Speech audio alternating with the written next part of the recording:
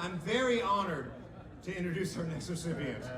I feel like everyone here has their own origin story about how they fell in love with this bassist and this band. And while they're all very different, I'm willing to bet they're fundamentally all the same. So I want to tell you my story.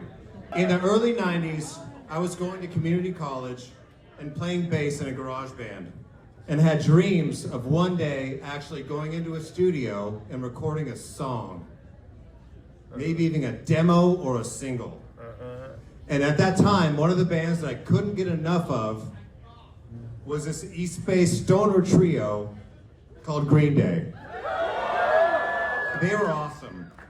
A friend of mine loaned me Kerplunk, and it was like Ramones meets Descendants meets some kind of fucking weird Gilman Street shit that I didn't understand, but I loved.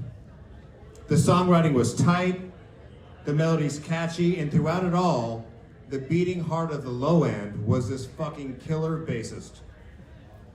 I moved to San Diego and met Tom DeLonge, and we started Blink, and while we were still learning how to write songs and practicing our punk rock jumps in front of the mirrors, we went to a club called Soma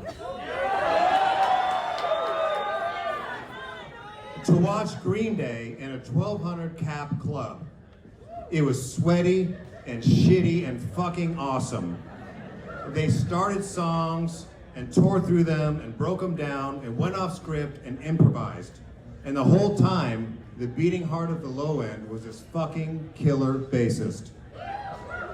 The day it came out, I drove all around San Diego trying to find a store that had a copy of Dookie. I sat in my room and listened to it and dissected it. Dookie blew my mind.